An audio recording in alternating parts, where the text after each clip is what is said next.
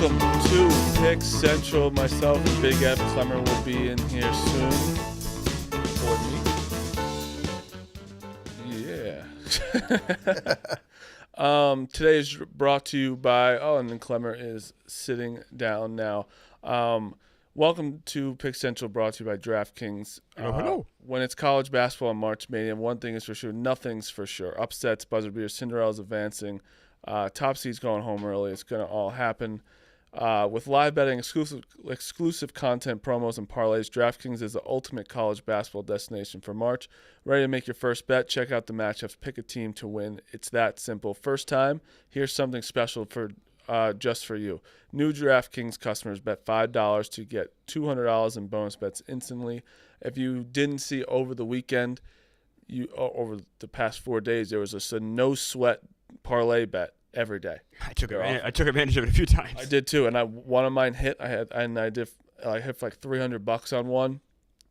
You could have taken my bet yesterday, no sweat. That also hit plus 540. Oh yeah, that was nice. Oh, that was very nice. It was nice. I needed that badly, and it was pretty easy too. That was a pretty like an easy win. That must feel good. Like one of the ones where you have like, your face attached to it. Hits. It's like, I needed that because usually it's like, what the fuck. I jumped on. I'm like, it just seemed like it made sense to me. Yeah, it made sense. Bet the unexpected with DraftKings Sportsbook. Download the DraftKings Sportsbook app and use code PICKCENTRAL. That's code PICKCENTRAL for new customers to get $200 in bonus bets when you bet just $5 only on DraftKings. The crown is yours. All right. I don't want to get specifically into game by game at the moment because I have a couple of topics with March I want to talk about first. First is everyone's complaining about the tournament. And it makes me irrationally angry. Because, listen, okay, there has been a buzzer beater since San Diego State in the Final Four. Okay, you got a buzzer beater yesterday.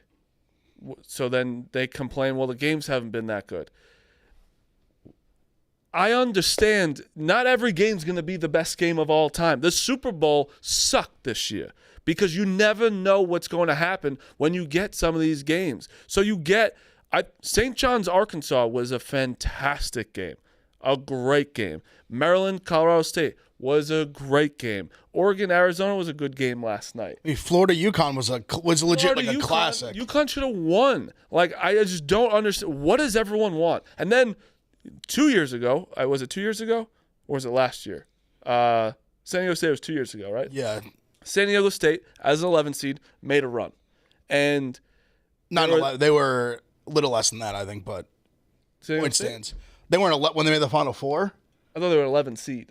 I don't think they were San an Diego 11. State? 5. They were like a 5. Yeah, sorry. And then, what was it? And then you have, what was the year? Well, that was FDU was like that year. That was that 1 year you had like the San Diego State year was like FDU makes the run, and you had like Miami was in the final. You had like all these teams in the Final Four. You have all that, and then what did people do in the Final Four and the Elite Eight? Well, this sucks. Like, these teams don't have a chance to win. It's like, what do you want? Do you see the games we have for the Sweet 16? The games we have for the Sweet 16 are unbelievable. Yeah, but okay. So I think there's some validity to what you're saying.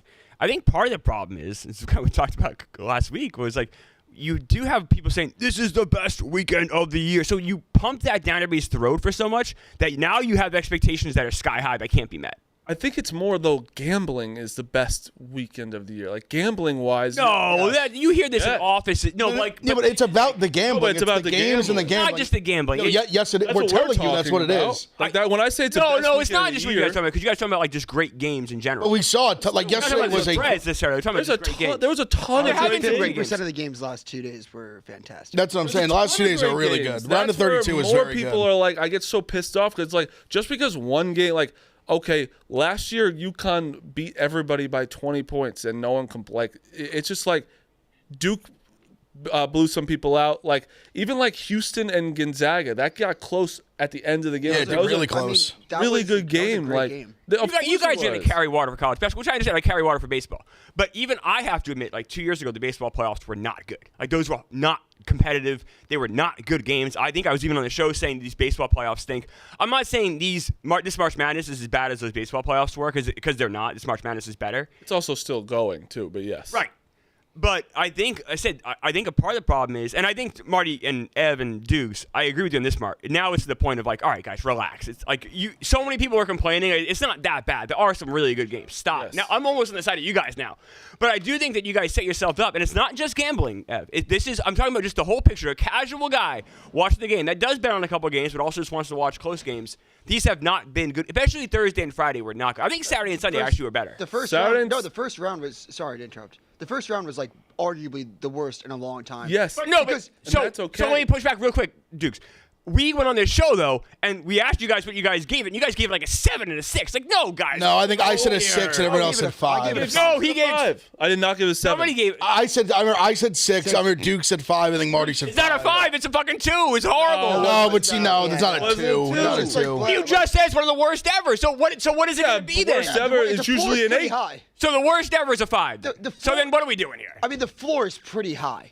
All right. Well, then, I mean, the only thing the only thing we didn't get was we just didn't get like a 14, like a 14, 15, 16 Like you win. didn't get like a Coach Cal crash out, like where it's like hilarious last year. You didn't get like that FDU moment. That's fine. No, you didn't get any moments at all. A lot of the mid majors shot like shit. So like it's like I think a majority shot like 30 to 40% from the floor.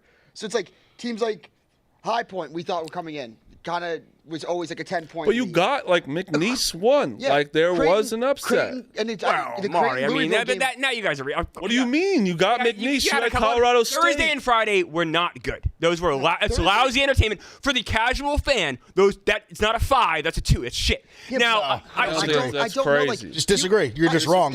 He just said it's one of the worst ever. So then what? But the floor, I didn't say that. No, he did. But he's saying so you disagree with him too? The floor is really I don't think it was one high. of the worst ever. The first 2 days are the best. So it's like the start of day 1 to the end of day 1. The end of day 1, you had UC San Diego, you had UNCW, Texas Tech, which were all both really very good close. games. You had Drake upsetting Mizzou. That was a great game. You had St. John's down 10 in the first half to a 15 seed. Alabama down to a 15 That was seed. day 2 though. Like I'm But just still, saying, yeah. day 1 just started off slow. You had the 8-9, like Louisville beat the brakes off Creighton, and then it immediately went into like Houston shellacking a 16 seed. That loses all momentum for a casual viewer that's trying to sit down at 12 o'clock, carry it on through the night. But the end slate for the casual dad that's working 9 to 5 wants to watch the night slate, he probably was like the first day of the tournament was great. It's just the late. The casual dad usually has the game on his computer. I'll say that too. Like they're watching on. I mean, unless you have a non-office My job. dad didn't even know night what I was we're fucking saying. talking about when I said like the beginning of the slate sucked.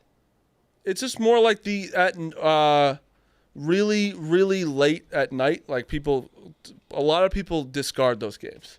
That's true. That's Like the 9:50 game, like Especially in the last East night, Coast. like more people like didn't even watch it. I was up. That game was great. The 9:50 game that dude was just talking about, like Michigan and UC San Diego, like that game was a lot of people casuals discard that because you're not watching it, which is fine. But it's just like we just love to complain. People fucking hate this McNeese guy now. It's crazy. Oh, you knew that was going to happen. I understand. That was the most like no-brainer. Like he was going to get love, and then the second. Yeah. Right. But it's just like the guy has made $100,000 in 2 days. Good for him. Good for him. Like, why do people have to get so? And if it's funny, like it was. Some of it was funny, like this guy.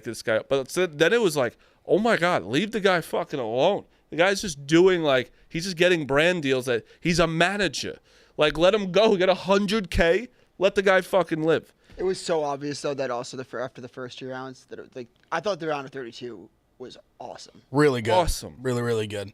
We just didn't get the Jack Golke. Like we just didn't get one of those. You this didn't year. get a guy. No, guys. and Duke said it. Duke said it perfect. The mid majors to like have a big upset, you have to make threes, and this year they just didn't. Awful. Like Akron, like that was a big one. They didn't fall.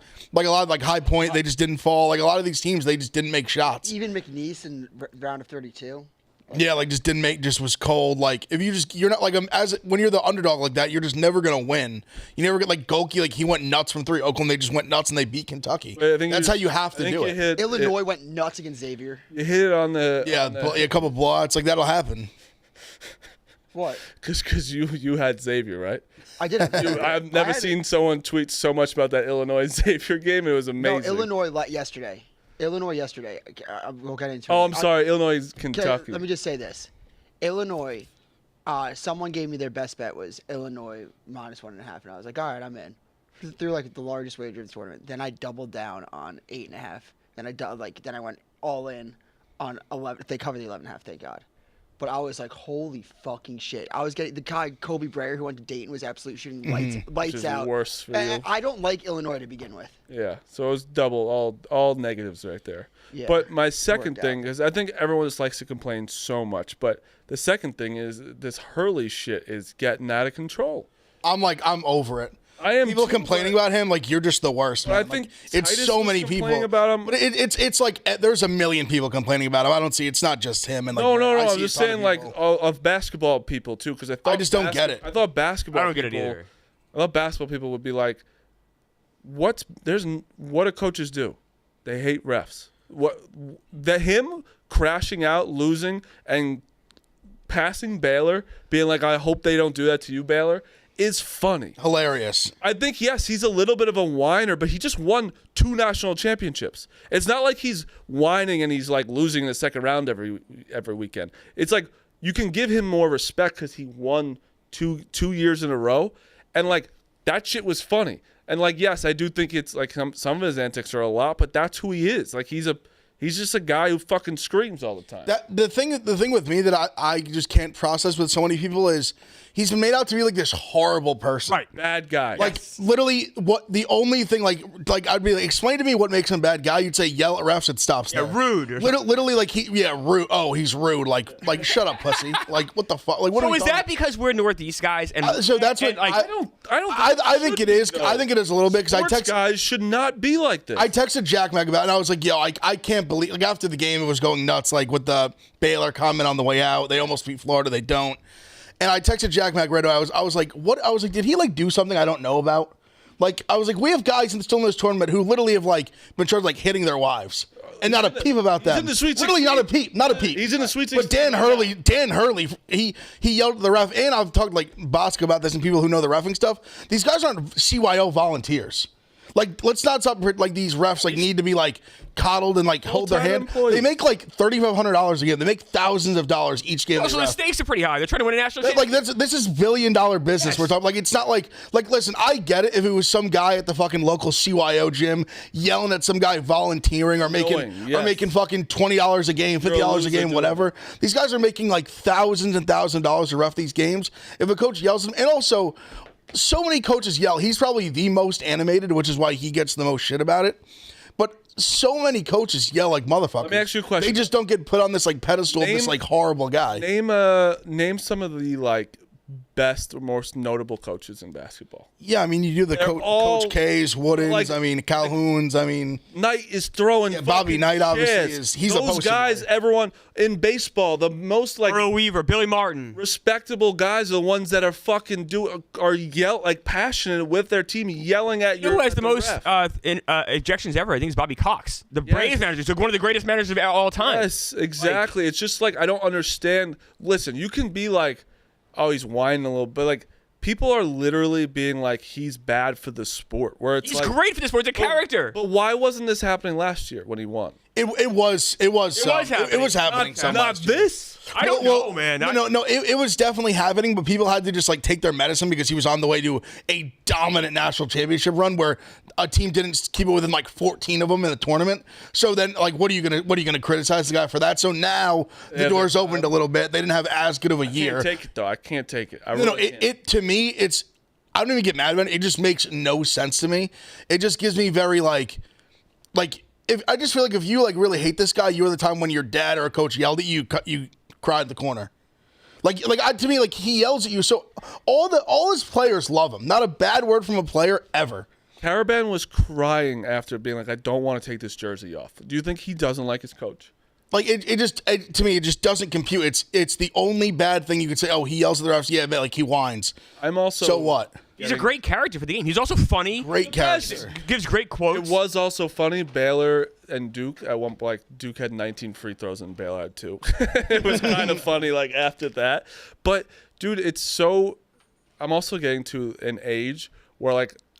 I'm really feeling bad for these seniors who are crying on the bench. I'm like, damn, man, they're never going to get to play again. I know, it sucks. Like, it's really, like, when I saw Jeremy Roach crying, and Jeremy Roach transferred from, he played 4 years at Duke, and then he transferred to Baylor. So like Duke beat them pretty bad. And it's just like I felt hard. He knows these guys. It's fucking terrible. But this prima donna fucking fans that are just like mad at Hurley. If you don't like that, then what do you want? Boring coaches? Do you want just the guys that sit in the corner? Like that's just terrible. That's good for the game. I don't know what's wrong with everybody.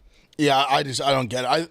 I do think part of it is probably a Northeast thing. Like I think I'm trying to like find something about it there, because when you look at most people who do complain about it, like it's not a lot of it's people Midwest, and they just, I don't know, there's a mentality in the Northeast that I think some people don't always like align with, just that kind of like harsh, like at your throat, but it's confrontational. Like, confrontational is the right way to put it, actually. Confrontational is the perfect word to say it, but it's not like personal. No, like that's what people. There's a miscommunication, almost like a miscommunication with it, like just like a mental gap, I think, between maybe parts of the country where like the confrontationalist isn't this like hard. It's like confrontation, then it's over in 2 seconds. This is also it's not this like personal attack. Who turned down a job with the Lakers?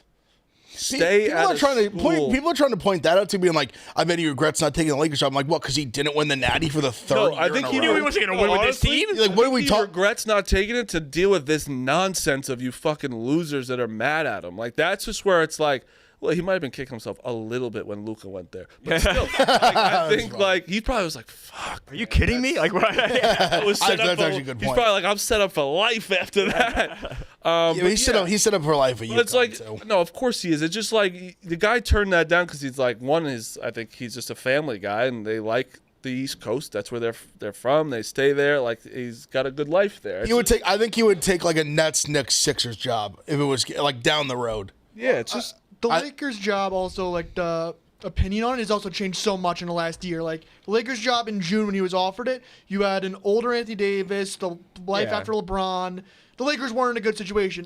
He thought the Lakers were going to have a 25-year-old superstar going forward. Maybe he takes that. But maybe not. Like honestly though, like wasn't a lot of like his wife just liked where he was? What a monster! He wants to listen to his family and stay somewhere they're comfortable. It's crazy, but he's such an asshole, a horrible guy. I'm just pretty relatable stuff. I actually really do think he wouldn't take it with Luka there. I don't think he would have either. I don't think he would. I think he's in the right spot. No, I he's think in a perfect spot. I think it's just like he's settled into a really nice place and he likes his life. I think, and he also gets paid. His family's happy. He's not getting like, oh, people are like, oh, he would have got 75 mil there. He's like, okay, he's making fucking 40 here. I think he's fine. Also, they talk about, I think the money they initially said wasn't even what it actually was. Yeah. And also, you got to figure he's more security with UConn than the Lakers. The Lakers, he flamed out. 100%. Then two bad years of Lakers out of there. 1.5 out of there. And they had no. He's a coach for life at UConn. 100%. LeBron hates you, gone. Yes. Yeah. Oh yeah, you got to deal with that too. 100%. You had a 32-year-old Anthony Davis. Life after LeBron isn't good. Now it's different. There's 25-year-old Luka. Like, he can do whatever he wants in stores. He can go anywhere he wants, do whatever he wants. He's probably a privacy there too because they actually respect him. And you're also kind of in the middle of, I don't know, you guys have been there. Like it's kind of middle of nowhere. I've heard it's the middle of nowhere. I've never been. I've been a bunch of times with a former client of mine, and you literally drive through nothing, and then you're there. So like, if you want to have a nice, quiet life, like maybe that's what his wife wants, his kids, I don't know, but like you can have it there. Yeah. Also, I will say the Knicks job was opened up last year, and he was offered it. Just flip the name Lakers and Knicks. He's taking that job. Yeah, I think the Knicks he would have. Yeah, it's different. He wouldn't have to move. Right. It's different. Or he's staying. He's actually moving closer to where he like grew up. Yeah. Grew up in Jersey City. Any of like the North. I think any of the Northeast jobs, honestly. That just said Phil. I think Sixers, Nets, Knicks. He would probably take. Yeah, Nets. Oh, you said that? Yeah, Knicks, Nets, Sixers. I think that's the three. Good job. Yep. He would take. The Sixers' future isn't like that. Could be. So, well, I think the Nets one's the most realistic. Honestly, Sixers. Okay, if we're gonna go into this little dive hole of the hypotheticals, if the Sixers job opened and they were so fucking ass in rebuilding, he'd actually have a longer leash. Yeah. It's a dead-end job. You have Joel Embiid tied. Injured Joel Embiid tied for 3 more years. You also have like Tyrese Maxey, who's a young superstar. It's a tough roster. Yeah, like you have a superstar to build around, but not having the expectations of winning a championship is almost. But you also have 2 bad contracts. Yeah, that's a hard thing. Of course you do. That's tough. The Paul George contract might be worse. I think I'd rather have the Nets job than the Sixers job. You have the draft picks. Yeah, you don't have the pressure. I think both are good. Like but the Sixers aren't the worst. Where you have the built-in excuse of those two, and then you also have. McCain's going to be good, I think, and he's a second year. And then you got Tyrese Maxey, who's really good. I actually like the Sixers coach. Draft pick. Nurse is he's a good coach. Nurse is probably going to get fired, I think. Think so?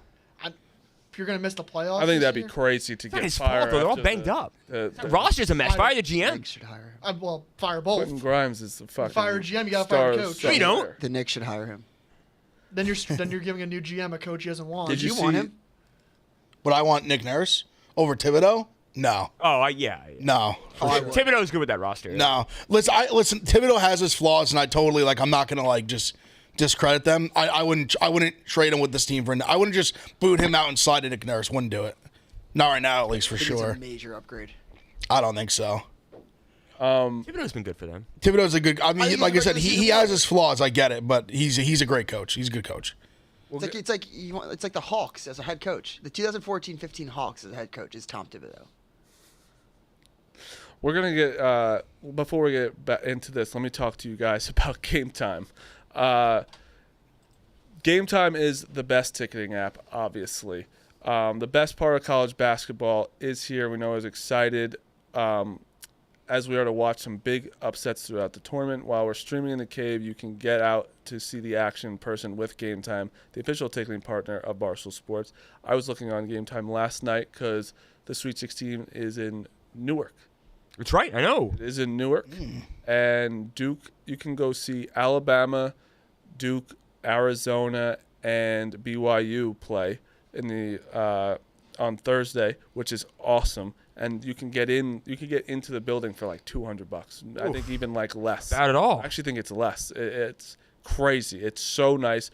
The Game Time Picks feature makes it even easier to find the great deals on the seats you want. You can even find last-minute tickets for the tournament for up to 60% off quickly and easily. Just pull up your choosing event and turn on the GT Picks setting at the top of the screen, or browse the best local Game Time Picks deals near you on your Game Time app homepage.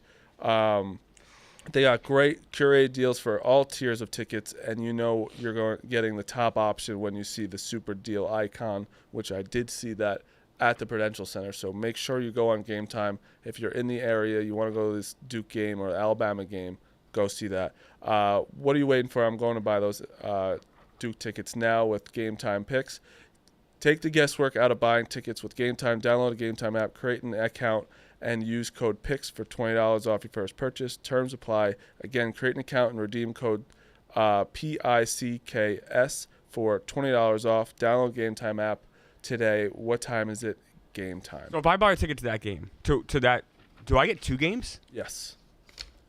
That's Pretty good. $200. You saying the Elite Eight? Yes. Shout out Game Sweet Time. 16 games? Yep. You're basically there from like 7 to 12, and it's awesome. Yeah. Awesome. And they're really good games. Like that's what we got. Like we'll go through some of the games now, but like The matchups now are like the really matchups on Thursday are fucking are unreal. You got BYU Alabama, which is a 5-point spread. Maryland Florida, who's a 6-point spread. Duke went down to 8.5, and then you got Arkansas. It's a 5. Like Arkansas and Texas Tech. Those are really good games. And Fridays Are like are out. elite. Purdue, Houston, Auburn, Michigan, Tennessee, Kentucky, Ole Miss, Michigan State. It's only 2.5. Ole Miss and Michigan State. Kentucky, Tennessee is minus 3.5. That's like, I mean, you got a rivalry game. That's like a legit rivalry it's game. awesome. But a couple of games that stuck out from Saturday and Sunday. We talked a little bit about it. Houston Gonzaga was a great game. I thought Houston was going to run away with it at one point.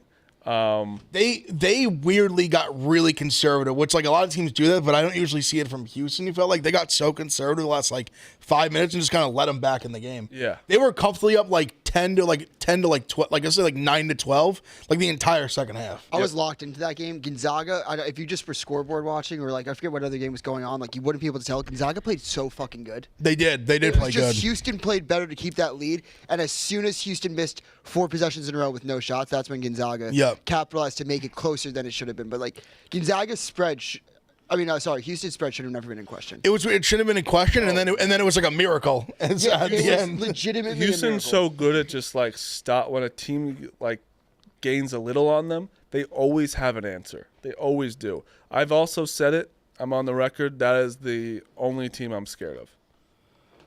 I think Florida you should be scared of too, but Houston I think has the best chance to I just think we beat match up better with Florida, and Houston is scary. because Houston plays better defense, and Florida has like real shot It's makers. different. It's different defense. Duke does swallow. Duke swallows more than like I probably pause. Pause. That's a big pause. Pause.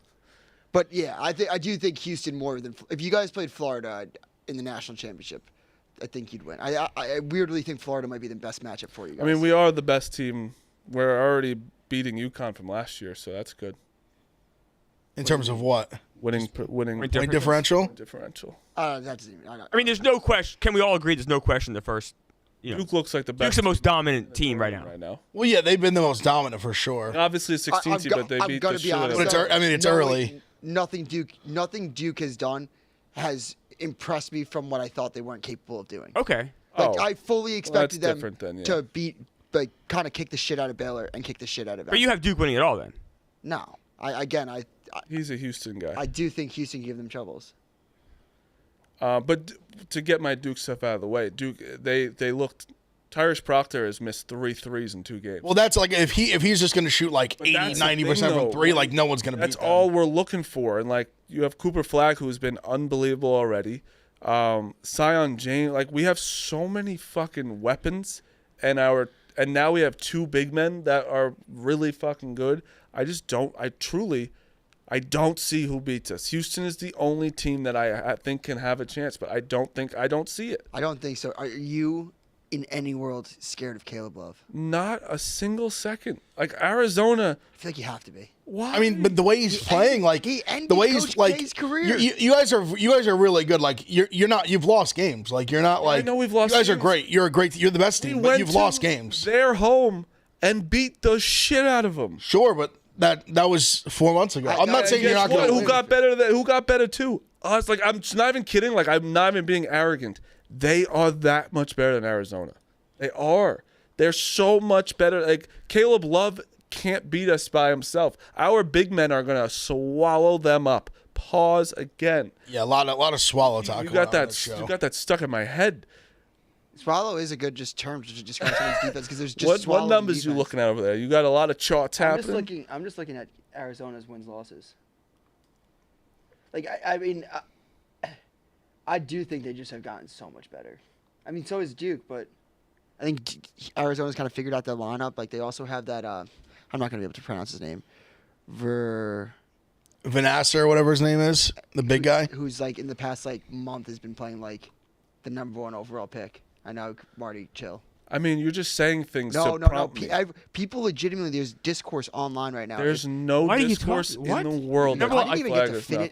Because you're saying things to infuriate me over there. Marty, not #1. I'm saying there's legit discourse online that Tommy Lloyd has been hiding this guy on the bench. Yeah, I know Tommy Lloyd came out and said to keep him at Arizona next year. He answered a question last night about that.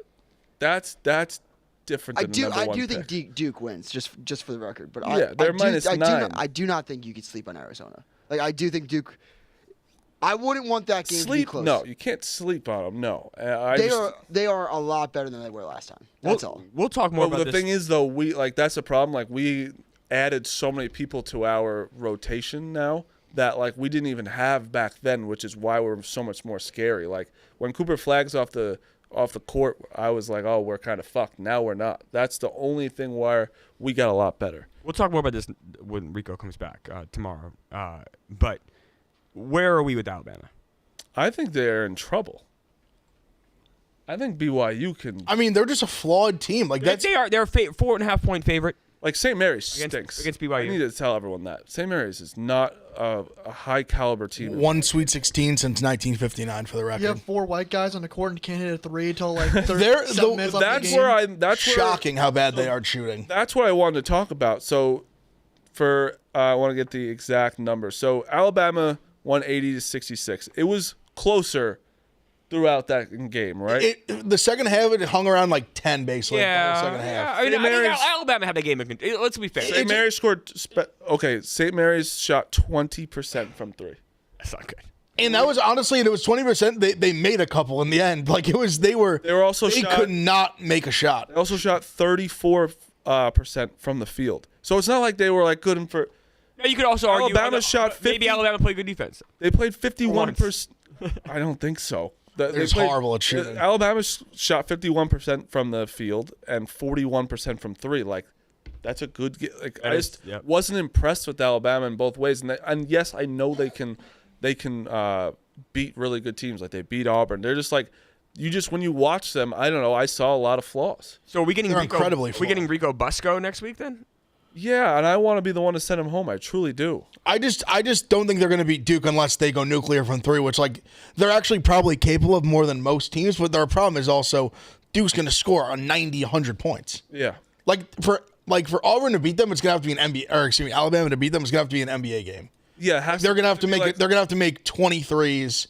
They're going to have to make so many threes against Duke to beat. But they can. That's the only thing. Like they actually can if they like on the right night they can.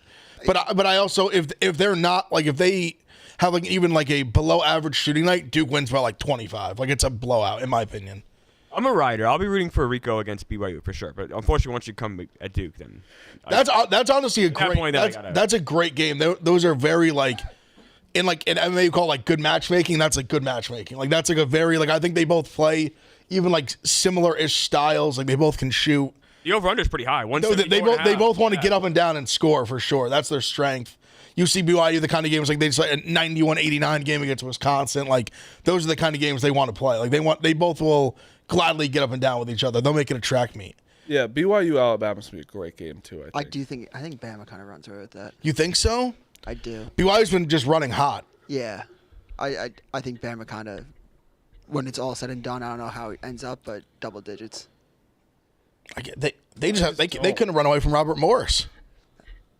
They always kind of step up in these games. I feel like. I mean, I've been down on Bama playing against like weaker competition that they play down to it. I mean, it happened in the beginning. They've had the easiest road so far, I would say. Yeah, I was more impressed. Yeah. I think I was more impressed with Bama yesterday than you guys were. Yeah, I was. I'm with you, Duke. They had that game in control the whole time. Like putting up 80. St. Mary's is like very well coached, very uniform program. Like. Good defensively. They kind of stink. They suck. I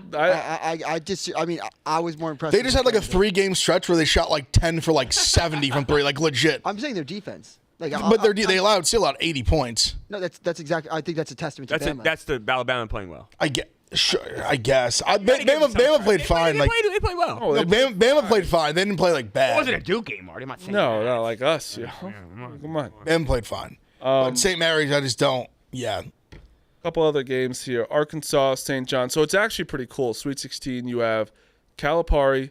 You have Izzo. No, Calipari. Who's the BYU coach? What's his name? Kevin Young. And you have Pope. They all moved on from there. So they all switched. Okay. Calipari went to Arkansas. Musical chairs. BYU coach went to Kentucky to Pope. And then the new guy went to BYU, all in the Sweet 16 their first year with these. Wow. So it's pretty cool. So it's a win-win-win. Everyone lost their coach. Can't really complain because they all – and obviously Calipari did it. Their season was really weird. They weren't even that good. And then all of a sudden they started playing a lot better. They really have – since like the middle of February, they've been really good. We're going to talk about that. See you later, Rick Pitino. Couldn't happen to a better guy. Fuck Rick Pitino. I was elated to watch that game. That was great. So you've been on that road. Fine. I hate him. That's fine. You've been on that road. Fine. I have a little bit of a problem what Rico did. So Rico had this take, and then he backed up on it when they won, which you don't do because there's a whole tournament. And he backed up, and he's like, I have a friend who likes St. John's. No, they've done really good. Rapoli's good, and then all of a sudden, when they lose, he shits on them. But then he shit on them, and then he went tried to go classy at the end. Yeah, which is crazy. He tried to go with the tweet like, hey, like not tongue in cheek, like being like great season, like blah blah blah. I was like, this guy's the worst. He's I'm also sick of this guy. Should be the biggest St. John's fan. I tweeted, he's the only guy that could truly go like turn full heel on his own city. This guy grew up literally going to St. John's camps. Yeah, worships Chris Mullen. Loves Chris Mullen. Like loves St. John's. Always talking about how I wish they could just get the New York kids to stay and get it going. The second they get it going, he goes fuck them. Praise on their downfall, which is nothing. Within 2 years, they win the Big East regular season and tournament clean sweep it. You know how and they had a tough game last night. They lost to a good team. They played horrible. They really did play horrible. And really, the biggest thing was Kennard Richmond got into foul trouble. That, like, killed them. He's the floor general, like, huge part of their team. And then, I mean, R.J. Lewis, the biggest player of the year, just had the worst game of his career. I actually almost worried about him. He, like, mentally just, like, shut down. Yeah. His teammates were literally, like, physically on the court being like, hey, like, we need you. Like, get your shit together. Pitino put him on the bench the last, like, 6 minutes. He said, you're done. Yeah. Like, you're so mentally checked out. You're just done. I saw people complaining about that. I was like, I think he knows this guy better than anyone. He's like, this guy is just out of it. He's that just was the not press here. conference. He's like, you know why we benched him? Yeah, He's out of it. He mentally, he was 3 for 17. He was mentally just like, I can't get anything to fall. We're losing. They were losing the whole game. He just was like, I can't. Why are you baiting me to say, you know why? I'm not going to trash my own player. I will say, like, Rico also. Well, he's done in the past with other guys. Rico, fuck him. You know, I'm just saying. Rico could have had a, like, Antoine Walker. Do you know how cool it would be for Rico to be, like, in Pitino's entourage? He could have been. No, I know. He, like, that's what I'm not literally in saying. the entourage, but he could have been, like, shaking hands, like, in that circle. Rapoli's, like, Rapoli would have said, come on over, pal, like, under his arm. Could have been in the entourage. He could have been. Like, he could have been shaking hands with Pitino. And in everything, and then now he's just getting paragraphs from Nate Oates after, which I want to know what that last line was. I saw that clip. I didn't even see it. I do want to say this. Even say what you want about, like, St. John's and, like, tournament success at the end of the day, like, judge as a head coach. But if you're judging a program of where they are, they won the conference championship regular season. Miles and ahead. then to top it, won the conference tournament, like, easily too. Like, ran no through doubt about it. So yeah, sure, didn't make the second weekend. That blows. But it's definitely says more about the program of what they did throughout the entire season than getting hot for 3 straight games. Also bad luck. They had an awful draw. They also got to go on Jimmy Fallon too. Don't forget about that. We all saw it coming. What? Yeah. They got to go on Jimmy Fallon too. Don't forget about that. Can we admit it's pretty cool that chanty. It's pretty cool that Rick Pitino got to see his son coach the next day. He had great seats to that game. Like, it was a better cool dad moment. than husband, I would say. Yeah, Better dad than husband. I would say Meek was focused in on the person next to Pitino. I think he's still with his wife, correct? He is. Actually, so hey, very forgiving woman. Who are you to judge? That's true. What goes on in other? Yeah. They're still together. You're right. They've been married for. I looked it up because I was curious. Forever. They've been married, I believe, exactly 50 years. That's a love. Celebrate their 50th. Right there. Congrats to Rick Pitino. 50 years of marriage. That's a love story right there. 50 years of marriage. Do you think they still go to Italian restaurants or no? Yeah. Probably. Yeah, probably, right? They're probably. Yeah. Listen, I just Meek think was it's really focused on the person next to Pitino.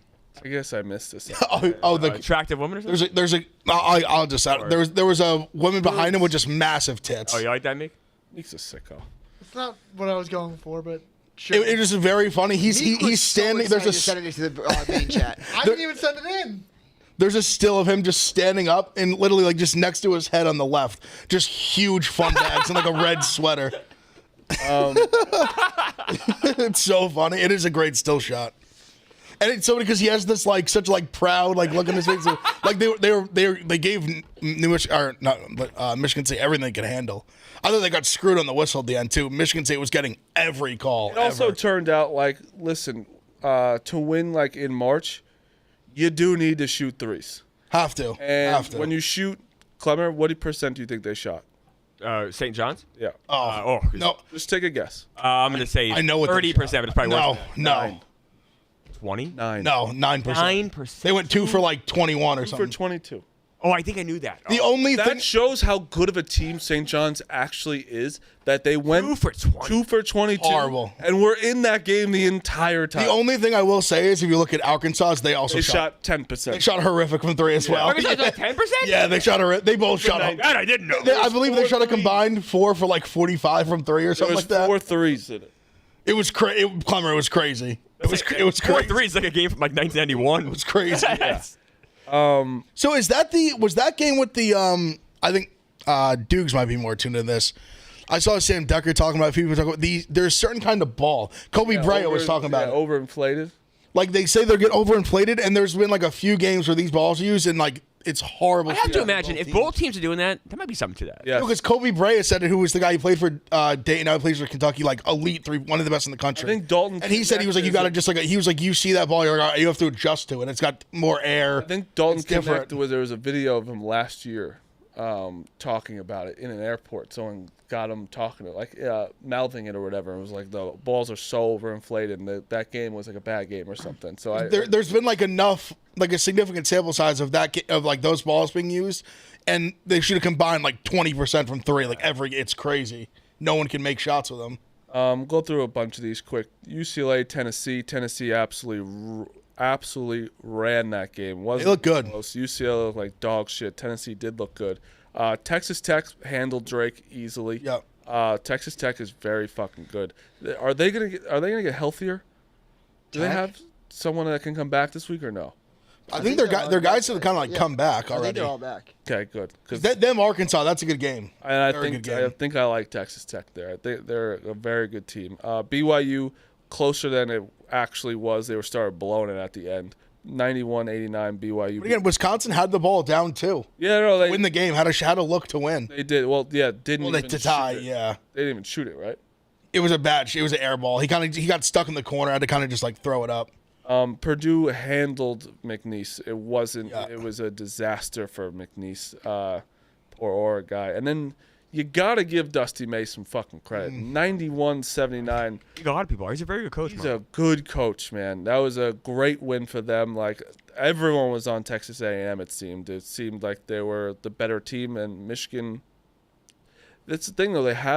They got the voodoo. They got the end of game voodoo. They also have experience. Experience goes into it. Like that team was in the Final Four last year of FAU. 2 years ago. 2 years ago. Sorry, they have Final Four experience. Like that. They have guys on that core. FAU core has guys on 3 different teams that are all in the Sweet 16. Yeah. Golden's on Michigan. Elijah Martin's like one of Florida's best players, and then John L. Davis is one of Arkansas's best players. Yep. Literally, they're like big threes, just all doing great in the tournament again. What? There's not a guy in Kentucky, is there? No, Lamont Butler's on Kentucky, who was San Diego State guy, made the national title game. Yes, sorry. Remember we interviewed him? I was so impressed with him when he was like Dusty May. Yeah, we did interview him. And he was so He was so impressive. Where he was just like it was.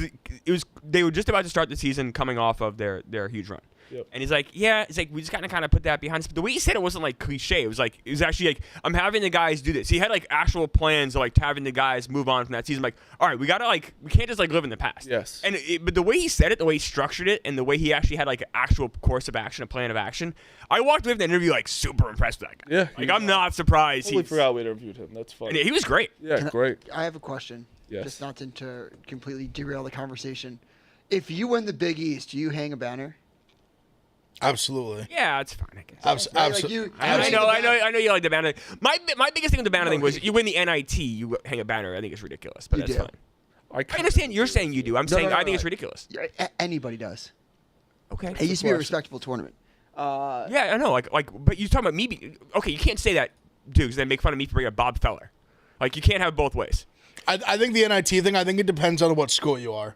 If Ohio State won the NIT and hung it, that's embarrassing. They would hang it. I think it's embarrassing. I think we might now, but I think that's because our basketball program. What if Duke won the NIT? They wouldn't even go. They would never go. Well, that's the thing. Ohio State, like they said no. Ohio State got offered the NIT. We said no. Yeah, like that's where it's at now. So, but is Bosco fucking around here? He's trolling now. Yeah, he is. I don't even think that he realizes. Do you think he realizes that St. John's will literally this was legitimately a banner year for them? It's a huge year for the program. They won the Big. They won Big East both ways. St. John's going to be next year now. Literally, anyone wins your conference tournament, you hang a banner. Like literally anyone. I gotta say, I heard some conference. You win your conference. That's like that's goal number 1 to start the year. My thing is the NIT is such a loser thing now. Not in the 50s and 60s where 10 years ago. No, it was not. That is not true. The NIT was a loser tournament. Hold on. No. It's changed. No, Clemmer, for real. I'd say 10 years ago was a little bit different because everyone that got invited to the NIT accepted it. Okay. Now they don't. It makes it way different. Like where you have it's become less of a it still meant something, especially to a lot of the lower schools that making the tournament. It's not really realistic. It was still a big deal. Now so many big teams turn it down that it's probably lost its fastball a little bit. You know what we called the NIT in 1993 before any of you were born or you guys were children? Was the EBs? We called it a loser tournament because it was the losers. Now in the 50s, but who's a bigger deal? Okay, what do you mean? Your opinion of it is you shouldn't hang a banner for it. That's fine. Correct. That's fine. People still will. I'm sure they will.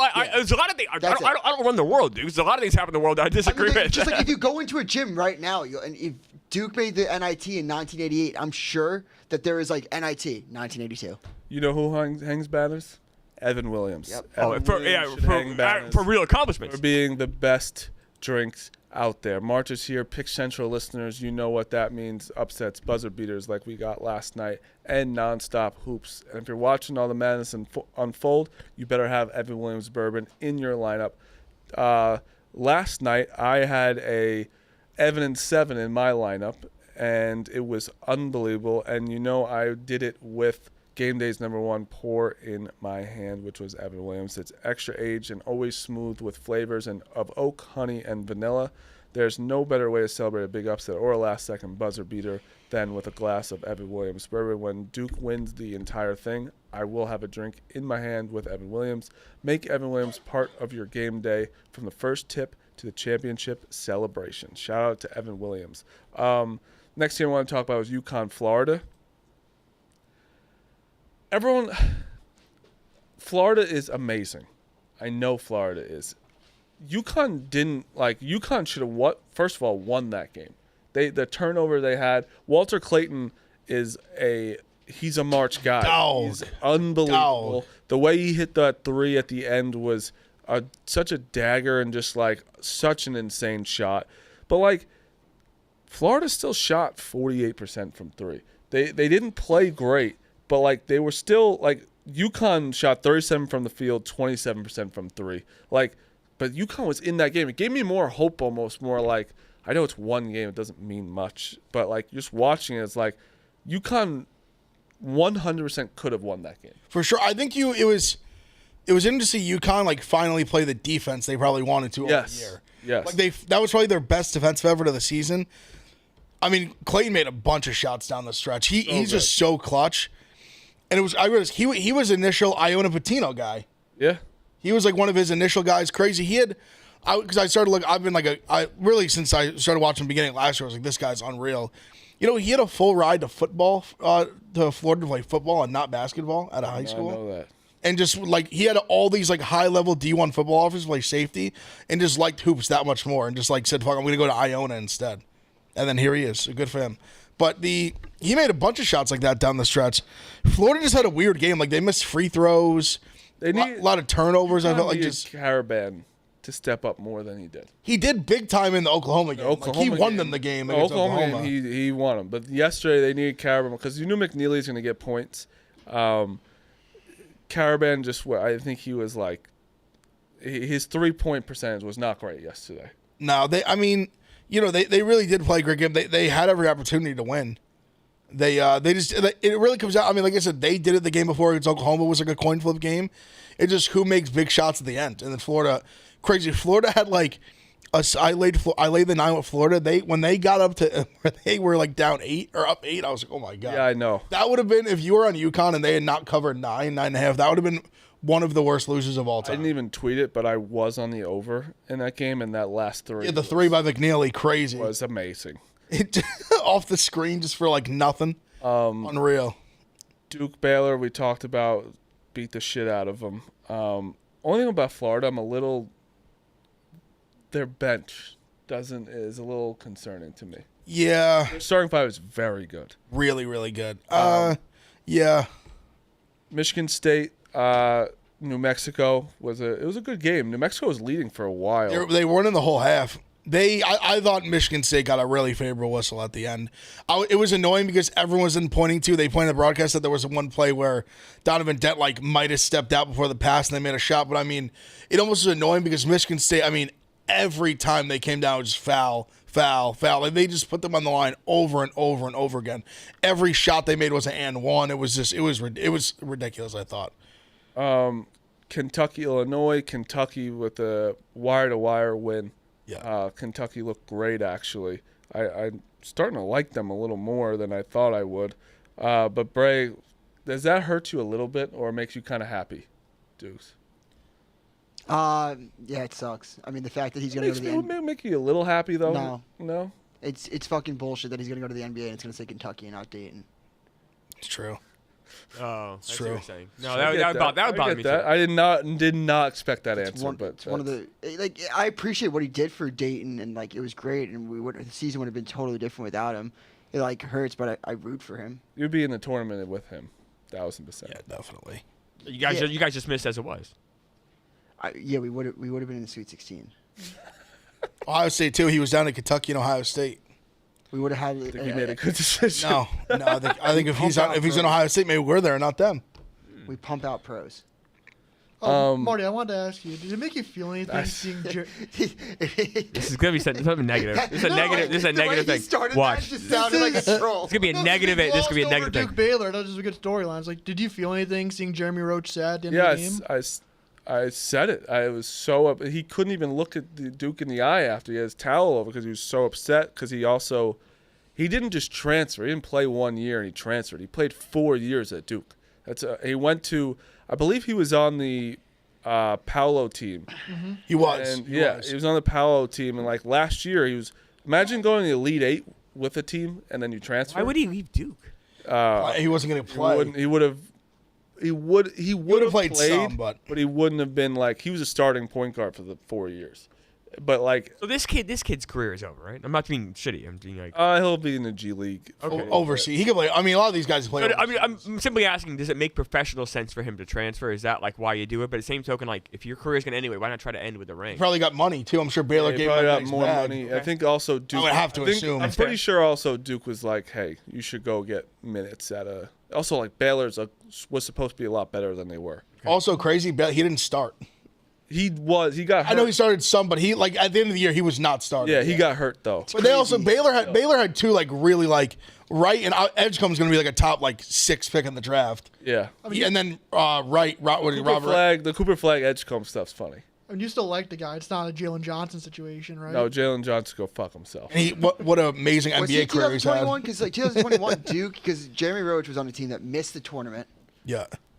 Missed the tournament as Duke, and then Final Four, Elite Eight, and then just got it.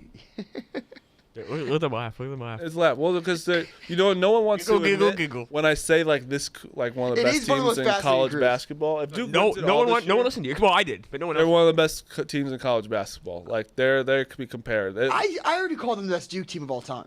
Yeah, Wow, they that's, are. I don't know. I think they actually are. Ryan Hill, Christian Leitner team was pretty good.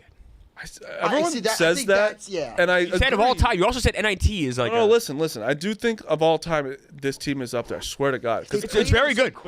people say like the late. It's like, They were really good. yeah, but I think that's where it is. I think they're both real. What is Cooper Flag would have Christian Leitner fucking on his knees. I think so begging for too. mercy. I don't think anyone's Begging. seen. Christian Leitner would be like, please stop. The only thing with Leitner was that he was like 22. Like those guys hung around, so it wasn't like thing where he's 18. Leitner, like, dude, Cooper Flag's body type at 18 is what Leitner wishes he was as a 28-year-old pro in Minnesota. Dude, Cooper Flag is going to be. I don't think he's even with Minnesota at 28. He bounced around. Tyrese Proctor would have Bobby Hurley. Bobby Hurley with new knees by 23. This isn't a hot take, but I mean, Cooper Flag's going to have a significantly better career than Christian Leitner. I'm not saying that. Christian Leitner actually didn't. You're right, but he He had a nice career. He made an All-Star game. He was okay. Wasn't like he played for like 12, 13 years. Yeah, he played with Jordan. Cooper Flag No, is Wizards. going- Nice career. No, I don't mean that to be like. No, but they're right. Like But- Flag's potential is so much higher. Kenny Smith called him a potential lottery pick. That's high praise. Who? Oh, is he kidding around, fucking around? Kenny Smith said that about Cooper Flag. This Flag guy's flying up draft boards. It is funny that Kenny Smith's and like. And I wonder if he'll get Defensive Player of the Year. Who? Cooper Flag.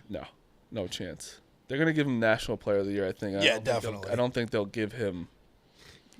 I'm giving you player. high. I'm giving him very high praise right now, and this is even with me stroking off Houston's defense. I think Cooper Flag one-on-one defense might be the best in the country. Yeah, that's what he's underrated with because people just think of his offense. His defense is outrageous, especially at that size. We'll have more time next week to glaze Duke. What else we got? Ooh. Ole You Miss. just called you said next week? Yeah. Okay. We're in the Final Four. Yeah. I have not one doubt. One more thing before the bet. This is, and I think Duke is a better team, so I hope you understand what I'm saying when I say this. Against Alabama, it might be the one time this year that Duke is on the floor with a team that's more talented than them. Talent-wise. See, it's And so that hard to Duke- say that I when agree. there is 3 top 10 picks in our starting lineup. Like, that is the one hard part. Like, Cooper Flagg is better than everyone on the court. Right. That's a fact. You really think Bama's more talented? I don't think so. I'm giving like some serious. I am too. I'm not even trying to say. I just don't see it. I think they're very close. I just think they have 3 lottery picks. So Bama doesn't. This is probably where Like, I contradict who would myself. you say? Bama's first 10, I think, is. But then at the end of the day, you have to just play your 5. So I do think Duke's 5 is better than Bama's 5. So you're saying Bama's like 6 through 10 are that much better than Duke's? Duke's 6-7 is pretty good. That's what I was gonna say. Like your Sion James and like your. Yeah, I would say talent wise. I mean, also I'm trying to keep it on like because I said this last week. I do think being like a more talented college team does not necessarily mean like Mollywalk. Like, yeah, is he a better NBA prospect than a lot of Bama's players? Sure, but like as a college person, like Cliff's I think Mollywalk's better than Cliff though. Like, they are the same exact player. It's close. Yeah, they both just dunk and block. That's what I'm trying. That's what I'm trying to be like. Yeah. Mollywalk's just like 19 and Cliff's like 22. Yeah, like one's obviously a lottery or 21, pick, whatever and he is. has like a higher ceiling, better prospect. But at the end of the day, it's like not. That's not how really college works. Like college players can just be. Yeah, I just think in every way, like Mark Sears, like isn't gonna. Like, I'm not scared of Mark Sears really. I would be. But like, we have more people to be scared of. You're not scared at all of Mark Sears. No, not at all. 79-77, 20 seconds left. Mark Sears has the ball. Clamped. See, I don't know. He also has a lot of close. What? He gets that close? No. What do you mean that close? We win by One possession game against Duke. Their defense is not even comparable to ours, and that's where I'm I do think it's gonna be a 1 possession game. Yeah. I do think there's a like I said before, like Duke can be beat. We're acting like they're like 32-0 and like they're pretty good. They lost to Kentucky. but there's teams like really early. Really Clemson beat them. Yes. Yeah. As Cooper Flagg has gotten so much better. Yeah. The rest of the team too. Oh, man, you want to talk about the rest of the ACC being ass? Duke's the only team there. It's a great point. Yeah, it's a great point. My thing is, they played a great game against Baylor. About the conference. But I'm saying if Proctor hits 80% of the threes, they're gonna beat anyone by 20. I mean, that's not like that's a doing it out. that, He's though. been shooting 80% from 3. Not 80%, but dude, like he did it the first game, he did the second. He's been shooting lights out, and also reason he's shooting lights out is because he's the third option. So they can't focus all their energy on him. I just think, listen, they're the best team. They should be the favorite, but it feels like there's a defensiveness of any pushback of like they are capable of losing. Of course they're capable of losing. I know they're capable of losing, but I don't think they're very capable. Like, I think it's a low percentage against Alabama. I think we I do too, honestly. This is a different conversation. We're talking about Houston. Like, if Duke plays Houston in the Final Four, I'm not going to be like, I see no way this can. Like, yes, of course I can see them lose to them. I still think we're better than Houston, but that game will be very close because they're the same exact style. Like, defensively, I think Houston's a little better than us. I don't know numbers-wise who's better, but, like, we also played in the ACC, so it's different. Also, just because we had so much talk about it going into it, great showing from the SEC. Literally set a record. Set a record for teams in the Sweet 16 ever. History of college basketball. They had a lot of opportunities, But they hit on almost all of them. That like we're not almost all of them. That we're supposed to. Oh, supposed to. Like every team that was like, and then they even snuck in like Arkansas beat Ole Miss. Ole Miss was awesome. Arkansas and Ole Miss beat like 2 really good teams. Yeah. The Sweet 16 is all top 25 teams in Ken Palm, and besides Arkansas. You know what sucks? When we did our brackets. Honestly, Big Ten. Good showing from the Big Ten too. When we did our brackets and everything, Big Ten was great. I was such a pussy because I said it's going to be chalk. And then you get to the Final Four, like, I can't have ones all in there. I can't have ones in against 2. It's all. I'm surprised you didn't do well. I'm doing okay. Are you? I have 7 of my Elite 8 teams, I think, are in there. I have 3 1s and a 2, so all my Final Four teams still Is everyone's Final Four team still alive? Yeah, all 4 of mine. No, I lost Gonzaga. Mine almost lost last night, and that's the game we'll talk about. I'm not doing great in the back, but I'm doing okay. I think the back end will be better for me. My problem is I get too cute. Like I try to pick too many first round upsets. That always like bites me. But you hope. I went into it just basically if Houston wins, I'll have a good shot. Because the last game, like they increase in point value. Yeah, it's just so, like as long as you like, I think that's what I mean. That's why I think I'm okay. I have my whole Final Four. I think I have literally the entire. I have like almost the whole Sweet 16 besides like 1 or 2 teams maybe. Yeah, mine bracket almost completely was bust last night was Maryland beat Colorado State. I have Maryland going deep. I have Maryland beating Florida. So Maryland, Derek Queen, yes, he did travel. That'll never be called ever again. No, I mean, he did. But it's like, but it's never going to be called. Is that a travel until, like, that's not a travel, like, ever. I'm with you. Even if that's in the middle of the game, that's not getting called. I'm with you. But, like, in technical standpoints, yeah, he traveled. But who cares? It was awesome. Incredible. I don't know why people have to try and even take it. I didn't even think about it. I didn't either. It didn't even cross my mind. It didn't cross my mind. I didn't care. It was fucking awesome. It didn't look like one, but it was an awesome. Maryland Live was unbelievable. I took them as well, yeah. Moneyline Live was everything to me. I was on Colorado State with the points, so I was pretty good. Once it was like, but even it sucks where it feels like in college basketball there's so many like shots before the shot that get left. Like that shot, that the pass from Clifford to Lake and the shot was unbelievable. Yeah, Colorado State. Like that team is fucking for real. That Colorado State team is legit as fuck. They were. They could hang with almost anybody in the country. Colorado State hitting Very that three legit. at the end was like, holy shit. But they were real. Also, like poor fucking Tommy and Hubs. So the Experience Buster's done. Like it's Arkansas over. won. The four-play guys won. Which is funny. Before, so Roan was going up. He was up, right? And Roan was he's picking, he's looking, and he picked Lipscomb, I think. And I was like, why didn't you pick Arkansas? Like Pat went there. I know he got kicked out, but he did go to Arkansas. He goes, that's a fucking great point. But he did get kicked out. And then the next pick was Arkansas, and fucking Frankie and Trent, the four-play guys won. Well, I remember, and I'll say this because I was saying it. It's easy to say it now, but I was saying it real time. I was like, Lipscomb. I was like, they're a bunch of like goofy white guys. Like, that's not the team that upsets fucking Iowa State. Yeah, they got their doors blown off. Yeah, congrats to the four-play guys, and it already being over is impressive. It happened last year too. It was over before the Sweet 16. Yeah, and also like at least their team like went to the Final Four still, and like, they would have won no matter what. That shot was incredible by Maryland too. Yeah, shot was insane. I thought the way he went off the backboard was such a professional, insane angle. Because I was like, oh, this is a tough shot, side of the rim, and then it just was a perfect. Never hit a game winner in his life. Willard was like, yeah, well, I was like, I wouldn't have given him the ball then. Also, this is also such a fuck you for Willard to Maryland right now, being like, you better pony up some money here. He's probably gonna go to Nova. Nova would have announced by now. Yeah, I agree. Yeah, I think the good chance. The portal just opened. Also, very funny. They were asking about Willard, and he was like, "Yeah, like we listen to him. Like he pays us the money. He did pay us the money." They're like, where'd you get the confidence from, Derek? He's like, I'm from Baltimore. That was a good answer. The Orioles Great tweet, answer. that was kind of a good tweet.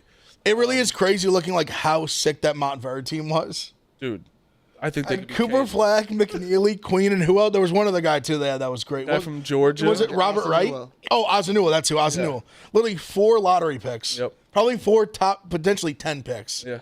On the team, maybe not McNeely, Ozunua, maybe not top 10, but close. What a squad!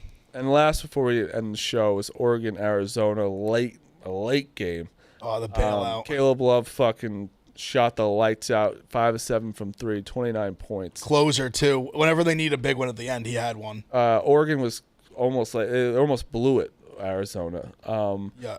But Oregon, I didn't know who I wanted to play, to be completely honest. I didn't know who I wanted to play. I said Arizona. That's who I wanted. But I think both teams are good.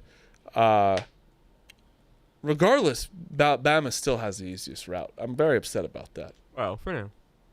Till they play us, yes. Michigan State, New Mexico, I think should be talked. We did, didn't we? A little bit.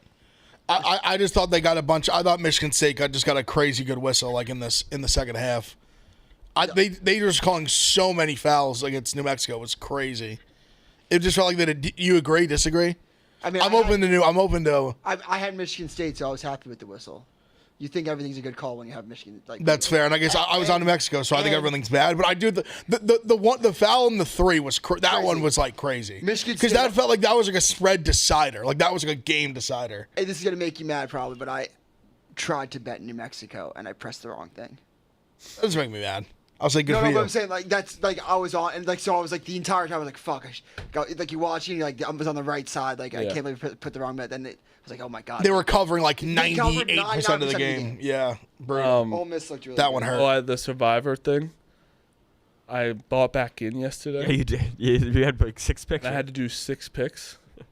Went 5 of 6. and Oregon was my last one. Oh.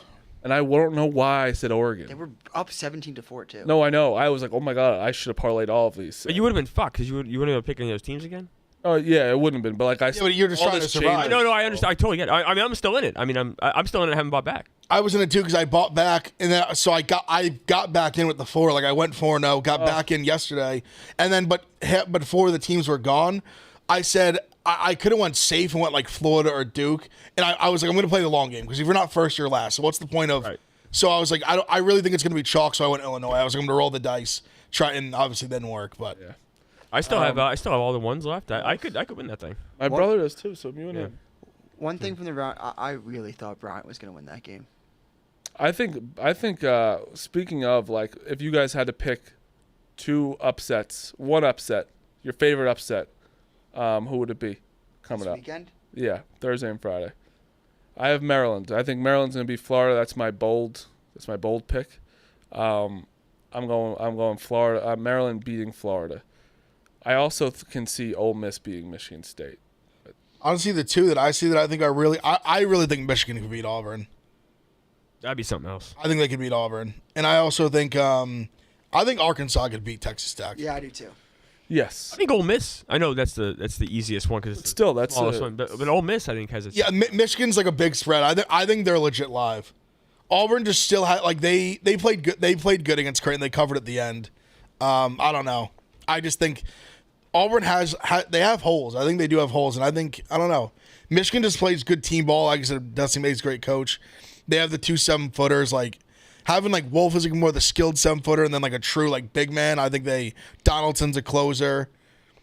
I don't know. I think Michigan's live. They just find ways to win. I don't like this, Marty, so don't take it personally. But Arizona Duke is intriguing, playing for the second time. Yeah, I think Tommy Lloyd's a good coach. Good enough 9 coach. points is also a lot. Yeah, John Shire's wow. No one's giving him a lot of credit. No one's giving any credit. Okay, I was Is it saying weird though? Did you see the white man thing that he was saying? Yeah. What do they call him? Pat Bev did a whole thing on White Mike. Yeah, his real thing was he was called in Chicago the Jewish Jordan. Yeah, he was a Jewish Jordan. Yeah, because he took an all-5 starting team from a Jewish community and won the state championship. But be honest, have you? I feel like I'd never hear it. I know is it just because it's like you're supposed to be good at Duke? Like why is he not? He gets the Ryan Day. Like you don't get credit when you take over for a legend that's already in a great spot. You're never gonna get credit. He's also way more likable than Ryan Day, so no one really says the born on third base thing. Yeah, that is true. I don't see hate his way either, Marty. I just don't see. No, there's no hate. There's nothing. Is the thing. Like he cried yesterday on the fucking podium. If he won a national championship, like he would never get the Dan Hurley treatment of being like, "Wow, that guy's like an asshole." Like this, he's so neutral. He's just a nice. He's just a nice guy. It seems. Yeah. But yeah, he's boring. He just doesn't say anything that's like. You want to say about Duke, or like even like out of Duke, as far as like Duke, like people like hate like basketball players go, he was one of the more likable ones. No, definitely. Sure. It is funny, like all the players like don't respect him as a player. I like that. They're like, He was your him. coach. He was so good. All right, that's the show. I got to pick a quick one. Bulls plus 3.5 tonight. Okay. The Bulls have won 7 the last 9 and no Jokic for Denver. Oh, sorry. What about Kentucky, Tennessee? Kentucky 2-0 against Tennessee. Someone said last night. I have to check that out. Yeah, and they're dogs. That's interesting. That's a good. Oh, we're gonna talk about all the games this week. I just don't want to. Wait. Yeah. Okay. Tennessee's lost to Kentucky twice this year. 3.5-point dogs. I just want to point that out. I do love getting new matchups, and I think that's what makes like the tournament and like bowl games and football and stuff exciting. But there is something special when you get like this deep in the tournament. You get a true like rivalry game. Yeah. We have a chance. I believe it's, correct me if I'm wrong, if Michigan and Michigan State win, wouldn't they play each other to go to the Final Four? That'd be something else. Like that'd be like Michigan State. Like I think when things align like that, it is sick. That's pretty like, cool. You have real like there's legit like rivalry like in like now it's in like a true postseason game. It just doesn't happen super often. Any sport you get a rivalry in the postseason. It's awesome. Because in college they like almost with the brackets they almost try to avoid it unless it gets really deep in the tournament. It usually doesn't happen. If Dusty May beat Tom Izzo too, oh man, do you think it would be like Michigan fans could be like January, February? May, April, March. Yeah, I like that. Like something like with like May. I like that a lot. I like that a lot. Thanks. this week we'll talk about all the games. We'll talk about opening day on Thursday. Best weekend in sports. You got opening day and you get Sweet 16. It honestly is nice. There'll be day baseball games into my night basketball. Yes. There you go. That's the way I like it. All I'm saying. That's the way I like it. All right, show tomorrow. See you later.